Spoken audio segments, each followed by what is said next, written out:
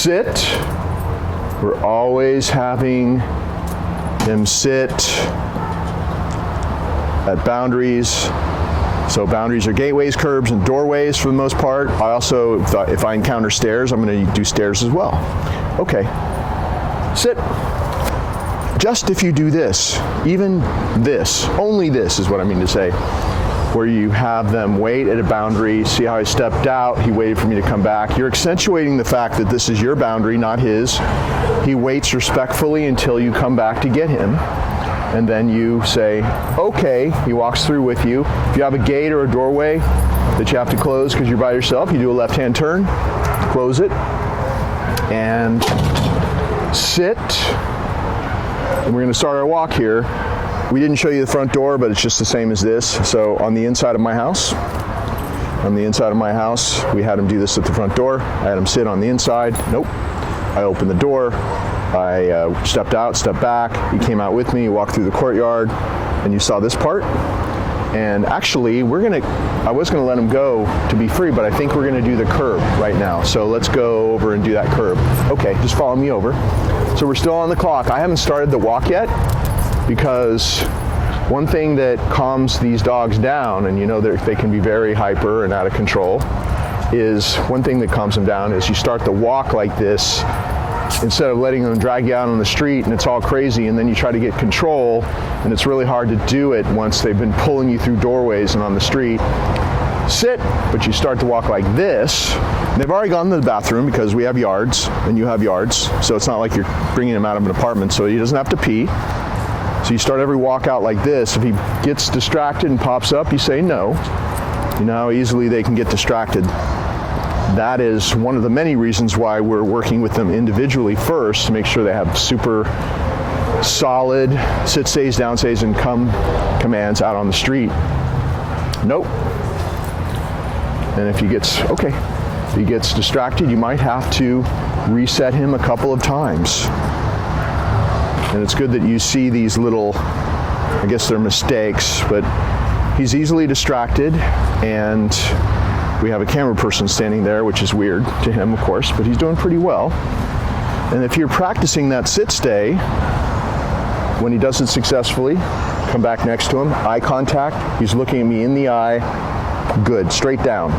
Very powerful way to reward in a sit-stay. Much better than just, this kind of thing. Treat, hand comes out of nowhere, he eats out of it. It's not as personal as this. A little calm moment, good. Say good at the moment you give him the treat. Okay, now we're gonna cross the street. Whoops. We wait till this car goes past. We're gonna go over here. And we'll start our walk over here. Just follow us over. See how I'm walking across the street? No pulling. This is the calm zone. See how the leash is loose?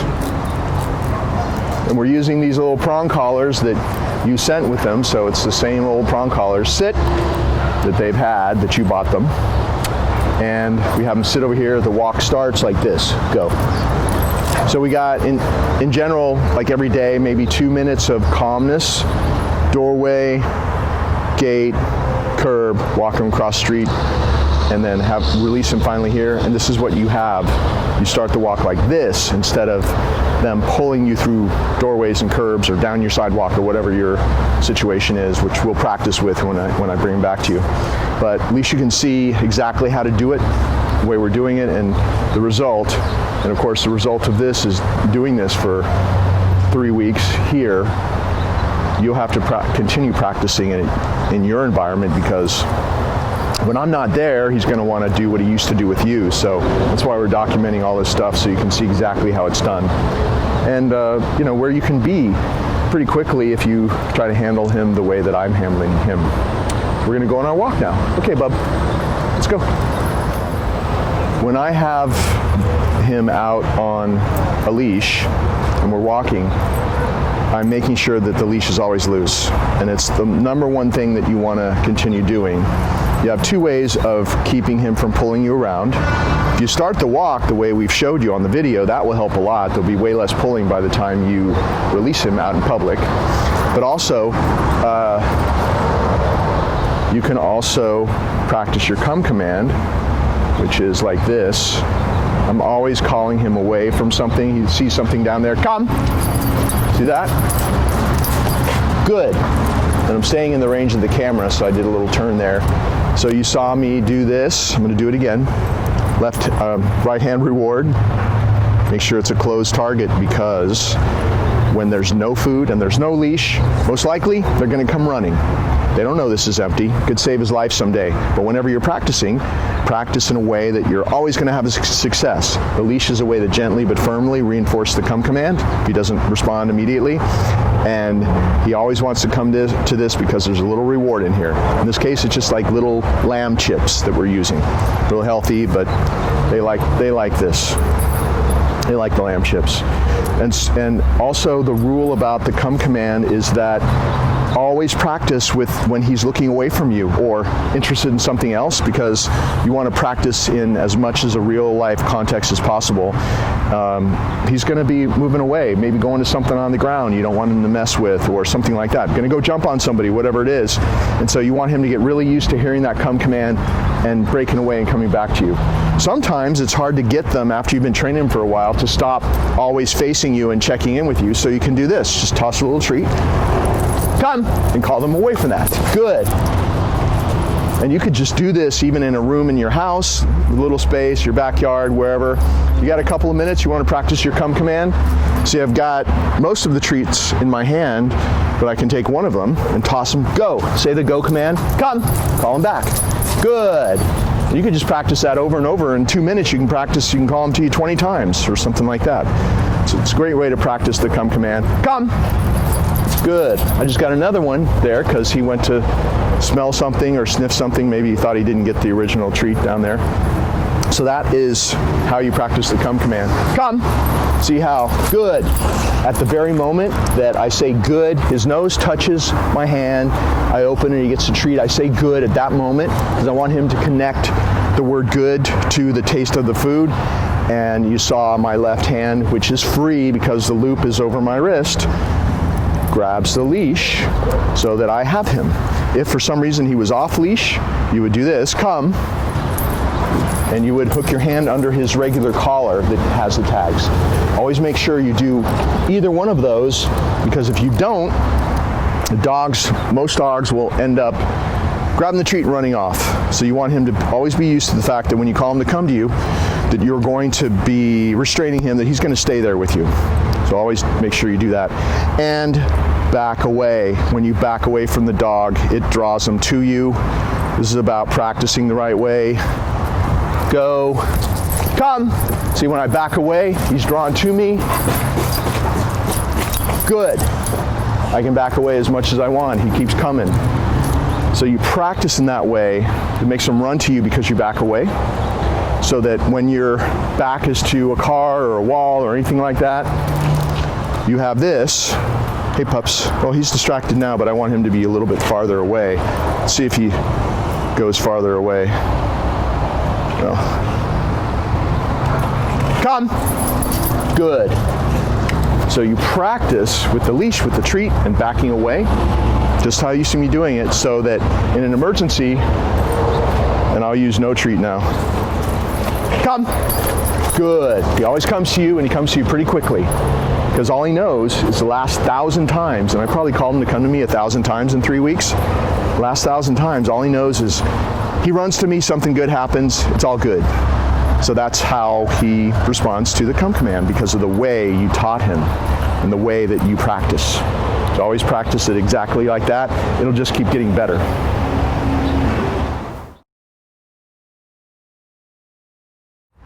So we have Theo sitting. We have the person we're going to greet over here. I'm stepping away from him, handing her the treats. She's going to offer that to him, but he waits until I actually send him over. Nope. He might come after your hand. If he tries to go to your hand, just pull back and say no. Make sure, nope. See how I also tapped that leash? No. Make sure that he respectfully waits for you to go. Pat his chest and go over and say hi. Come. Good. And we practice this every day with him, so he is very used to this greeting routine. sit. You can also do that circle, stepping into him, very dominant move, very safe move for the dog, but it does change the dog's perception of you. Also walking around, adding a little sit stay, which just makes him work harder and stay focused longer, because the ultimate reward is to go over and get the treat and get petted from the person. So you can throw in other things in training while you're doing this greeting routine. Go say hi, see how he waits. Pet, come. Good, you get to practice your come command as well. And usually I'll do it 3, sometimes I do it even 5 times, 5 repetitions a day. We're just gonna do it a couple times just because we don't wanna have this video be too long, but just try to practice this every day. Practice it with family members and friends, and also if you have time to talk to somebody, tell them that if he jumps, or even if you feel any play biting on your hand, no. Your hands go up and you say no. That's it. Don't correct, because when you correct, he thinks you're playing and it's going to get worse. So basically you're starving out that behavior, not giving it attention with the correction, and then when he's not doing that, he's just being his happy, lovable self, petting and the treat and all that kind of stuff. So that's the way you want to do it.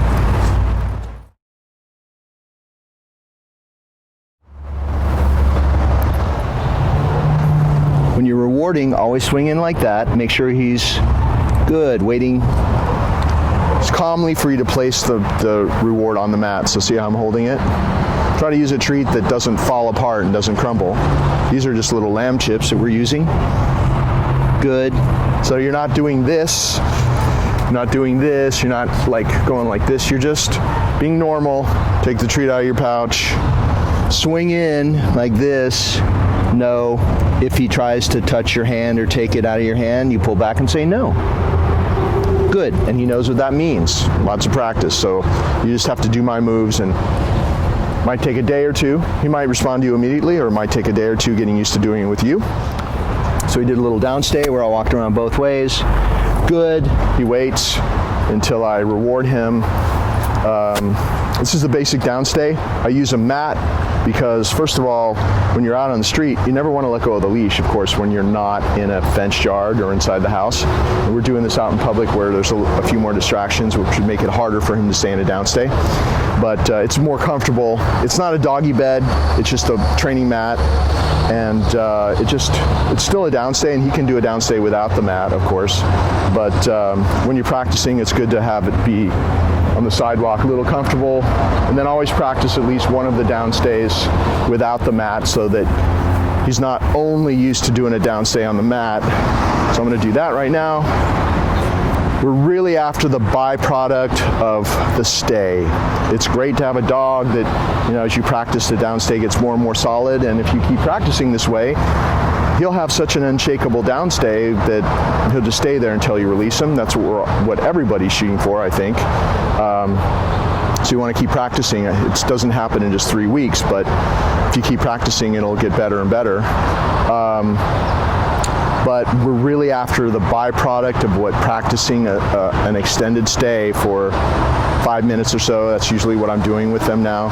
What the byproduct of practicing that stay, no matter where you go, no matter what noise pops out, whatever, he just knows, hey, I'm staying here. I don't leave until I'm released in a very specific way by my handler. When you release them out of this kind of stay, they're a little bit calmer every time. So we're really after, nope. Good. We're after the calmness that practicing the stays day after day, week after week, develop in the dog, because we want them to be calmer 24/7. So let's get him off the mat. He's always waiting for you to walk next to him. Pat your leg and say, okay. Lead him off the mat. Say, sit. And then, nope. And he's going to get excited sometimes, so I reset him. See that turn I do? If he makes a mistake, you've probably seen me do it a few times in this video. Reset him by walking, turning into him. Not right, use your body. It's all about your body stepping into him and hurting, literally hurting him, resetting him, turning him away from his mistake, so to speak, giving him another chance. Go, now he's free.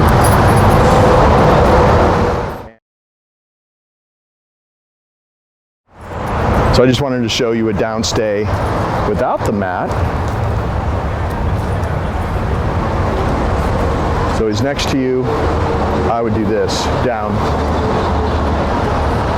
Because I know that just randomly in all different spots, wherever you practice every day with you, he's not used to doing with you, so I think you're gonna have to do it that way. You saw, I don't know if you could see, I really didn't put any pressure on the leash. I just went like this and he just went down as my foot went down.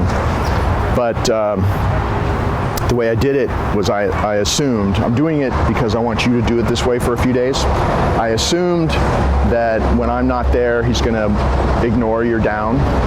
So instead of saying it, him ignoring it, then you force him down, do it simultaneously for a while until you know that he's just gonna go down without any help. So it was like this, it was down. Because if you connect it together, everything simultaneous, pretty quickly he'll go down just with your word. But if you say it, he ignores you, you force him down, you could get stuck in that pattern forever, and you don't want that. So you want to not have to do any work with the leash. You just want to say sit down or come, and be off leash someday soon, hopefully. So that's the way to do it. Do it the way I did it, and you'll have a much quicker down. And of course, it's the same as on the mat. He can handle a little downstay like this where you walk around him. It took him a long time to be able to do this too. And when they're together, it's harder for them, but we'll show you that. Reward for that, right in front of him, good. He's waiting until I come back next to him. Okay, sit. It's the way you always release him from a downstay. He's still on the clock, you have him sit, and then you release him from a calm sit stay out of a down. Go, just like that.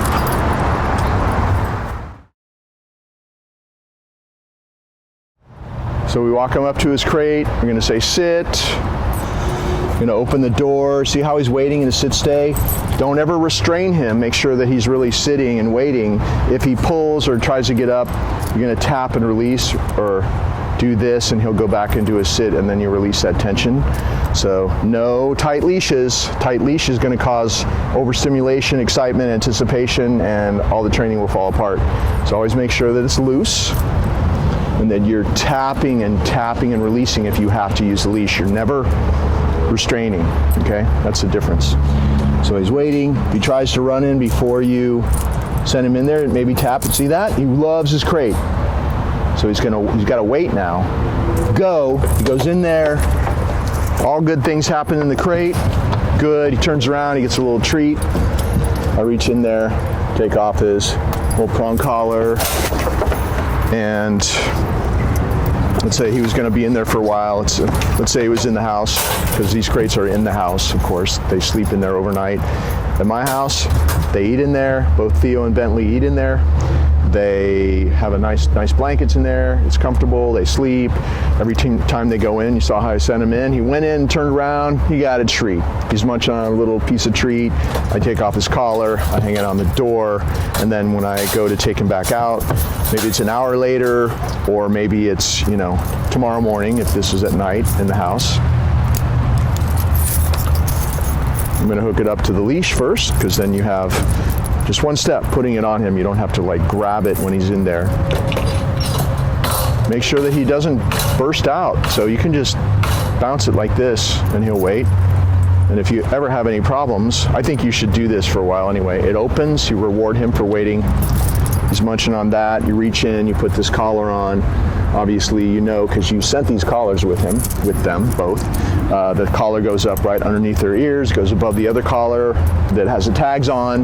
Collar with the tags never comes off because it's just for safety. He's got his tags on there. So you never leave the prong collars on for very long because they can cause sores if you do that. But if you handle them the way that we show you, it's totally gentle. You can see we're not correcting. Dogs aren't in any pain. So he's waiting to be allowed to come out of the crate. It's another boundary exercise, just like the gateways, the curbs, doorways.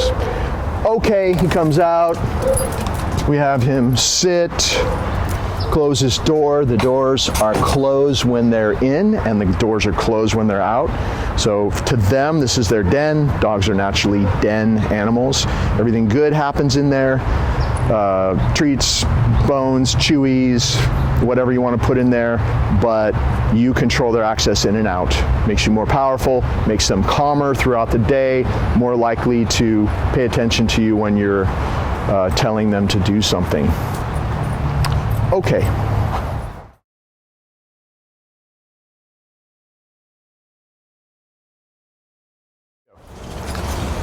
Sit.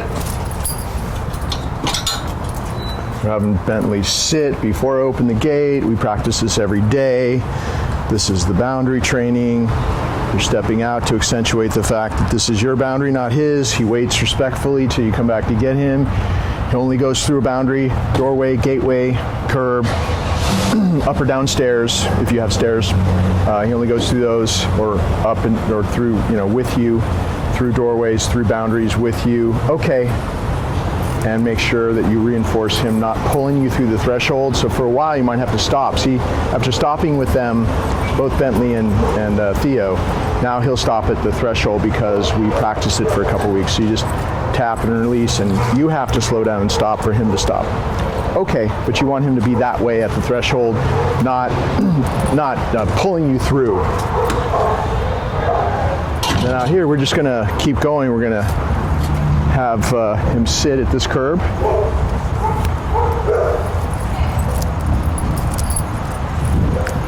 So here we are at this curb here. Sit and move to a curb that was in the shade because it's a little too hot for him to sit. He's quite distracted, but he still is staying in his sit stay. That's good. We haven't even started the walk yet, so we sat at my front door, which we didn't show you, but I did the front door exactly as I did the gate. We walked over here to the curb in the shade, did my sit stay, walked around both ways. Now we're gonna cross the street. Okay, still in training mode. See how he's not pulling me? If he starts to try to pull you, you just tap and release. See how leash is loose? And you have to walk slowly. If you don't walk slowly, he's not gonna walk slowly, and he will be pulling. So over here on the other side of the street, finally sit and release to start our walk. Go.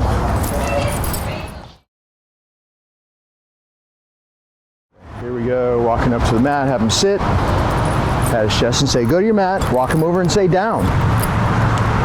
You just go down right away, just apply a little bit of pressure and make sure he goes there. Sometimes he just kind of locks up. He's funny. He's not like Theo. He's not like Theo. Good. A little bit slow with the down. Every dog is different. Some dogs take longer than others. As you can see, comparing the two dogs, they both got the equal amount of training, but he's lagging behind a bit. But you notice I never repeated the command, and I just made sure he went there. And it's the stay that's the most important thing. Good. So he's actually staying, which is usually the harder thing for a dog to do. They might have it down, but then they just pop up constantly. He's got the stay. And even if you just do this every day, practice a few minutes of a down stay with him, make sure you reward him. Just like this, you're gonna swing in, place it on the mat. Good. It's right there, silly. Right there. Right in front of you. There you go. Make sure he's not trying to take it out of your hand. He's funny. Sometimes he won't even take it. He's very different than Theo. See, he's kind of is repelled from your hand with the treat. Good, which is good. We like that. We don't want him grabbing it out of our hand. And then the way to release him would be go back next to him, pat your leg, say, okay, lead him off the mat, have him sit, and then go. Send him to be free.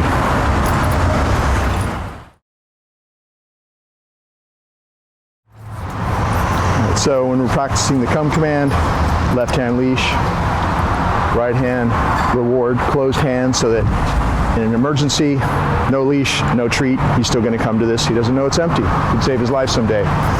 And when we're practicing a come command, we're always practicing calling the dog away from something so that they're used to hearing the command, breaking away and turning around and coming back to you. Sometimes you have to create a distraction when there is no distraction. Come. Good. Make sure you back away, because when you back away, the dog is drawn to run to you. And if you practice that way every time, then later on, when you don't back away, when you can't, if your back's against the wall or something, he's going to run to you anyway, because that's all he knows. He hears it and he's run to you. It's because of the way you taught him. Go. Come. Good. See, his nose touches this target hand. It opens. He gets a treat. I say good. At the same moment, I'm grabbing the leash by his collar at the same moment, so I have him.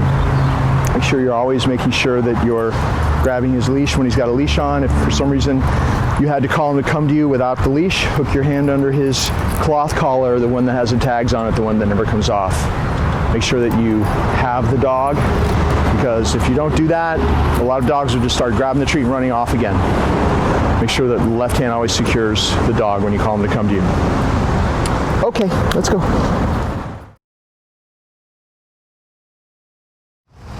And we're going to put him in the crate. We're going to walk him up to the crate, sit, open the door, go. Send him in there. He kind of popped up before I sent him in, but I'll do it again to make sure it gets done right.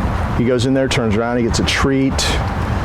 I'll reach in there and hook his little prong collar, the one that you sent with him, so he's already used to this because you had already put these on them before they came to us, so we're using these. You can hang it up on the door like that. That way it doesn't turn into a ball and get tangled up in itself. And just hang it here. It's really easy. When you want to take him out, put it on, you just, everything in reverse, hook it up to the leash. Do this first, because then all you have to do is reach in and hook him up. You don't have to reach in then and clip the leash to it. It's already clipped. Open the door. If he tries to come out before you release him, it's just a little bounce. And you can say no if he tries to run out. And then when he waits, see how he's waiting? Reward. Good. He's waiting in here. Going to reach in, put this prong collar on, and of course it goes above the other collar or collars. It's the highest one up. It goes right under his ear. That's where you put it. The leash comes up by his right ear because he's going to be on your left. So to come out, okay. Allow him to come out. If I'm going to send him in there, sit. Remember how he kind of jumped the gun? It's really important. He jumped the gun the first time I sent him in. It's really important to make sure that he really waits to be released. Don't let him anticipate what you're going to tell him and basically he's saying, yeah, I know, I'm going. He has to actually wait until you allow him, with a pat of the chest and the command, go in there. That's how you want to do it every time. If he anticipates and he jumps the gun, you stop him and you make sure that he does it the right way. Okay, so always make sure that when you're sending him in or when he's coming out, he's really actually waiting for your actual command to do that. The crate is a great tool for training. If you use it this way, you control the boundary. It's a boundary to his den. All good things happen in there. We're feeding him in there. The door's always closed. It's closed when he's in, and it's closed when he's out, so he can't go in without your permission. He already thinks that this is a really cool place to be because in his mind, I'm going to let him wander off and go sniff over here while I'm finishing up. In his mind, great things happen in there. It's the coolest place ever. You're not going to do training inside, but you do control his access in and out like I just showed you. But inside is his free time place. You can have a blanket in there, comfortable, his bones, chewies, whatever he loves the most, have that in the crate, and then you control his access in and out. It's definitely a tool for training that way, and he's way more likely to perceive you as the boss over time if you're the one controlling his access in and out of his den, because he does perceive it as his den. Sit. We're doing this greeting routine with Bentley. We practice this greeting routine every day with different people. I'm giving the person that he's greeting a treat. I'm actually stepping away from him. He's staying in a sit stay. That's part of it, is that he stays in a sit stay, waits for me to come back to him. He's on my left with my right hand. I'm going to pat his chest and say, go say hi. She's going to give him the treat and pet him with the other hand. I'm going to say, come. Call him back to me. Good. See, it's a really great exercise to do because you're practicing a lot of his training in a real life situation, greeting somebody and him being sit, respectful, not jumping, not excited, not mouthing them.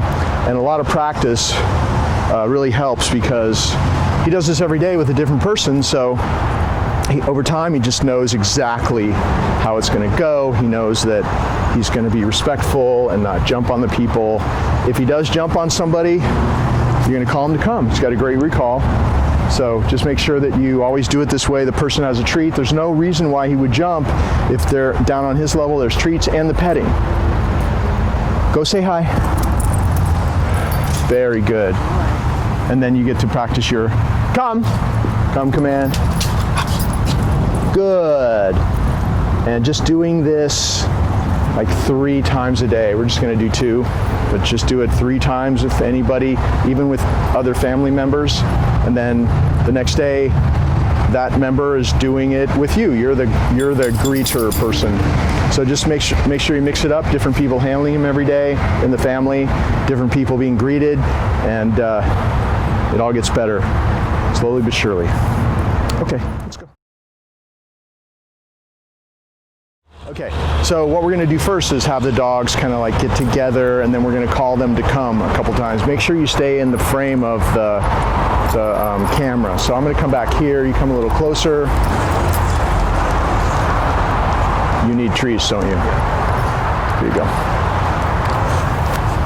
See how they want to hang out? At any given moment, if you want to call them, come. Good. You can call them away from each other and then have them sit. Sit. And then you can practice a little sits day, for example, where you walk around both ways.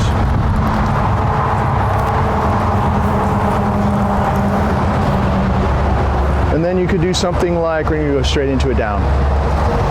Make sure you do it like this, Ronnie. Down. Put them into a down. Practice a down. If you just did something like this with both of them together, that means 1 person per dog, once a day. Just do this with them once a day. It could take you less than 5 minutes to do everything. Call them to come away from each other a few times on leash. We're also going to show you in a yard how they come to us off leash. But just do stuff on leash, like a sit stay, a down stay, and then okay. Sit, and then release them again. Go. And then repeat. Come. Just keep doing that. Keep doing that kind of stuff. You know, just doing the training side by side in each other's presence, 1 person per dog, always a leash. It really is going to help their overall calmness when they're together. They're a lot better if they're separate. Call him to come to you. Come. That's the way you control them. You're never pulling them around. You're never restraining. As we've already talked to you about, the tight leash is your enemy. Tension on the leash creates stress and tension in the dog, so you're always keeping it loose. You're either tapping and backing away, see, without even a command. It works good. Good boy. Or you're calling him to come to you, but tap and release, and they'll stop pulling. Just going to get used to that handling of the leash in that way. Might take a little practice, but it's very doable, and it's the hardest thing for people to do is to stop doing the things they've been doing for years with dogs. So work on having that leash always loose. You have the videos of how we're handling them and how they act together when they're on leash. So if one of them gets a little bit more excited than the other, the person handling that one will call him to come, just like that. Works really well. Here we go. Sit. All right, we're having them sit at a curb. We're stepping away. We're going to do the sit stay. It's one of the many things that you can do. Reset him. They pop up. Before you release them, you reset them just like that. Okay, let's do it again. Go ahead, walk around. And then walk around the other way. and then we're going to reward, okay, Ronnie? So go back next to him, eye contact. Remember, eye contact, straight down. Good. And then we continue our walk. Okay. So they're playing, they're not thinking about me at all, and I'm going to say, come. There you go, guys. Even though they were playing pretty rough, they still made their way over here. Why don't you call them back to you now? Come. So just practicing calling them out of play like that is a great way to do it. Come. Good.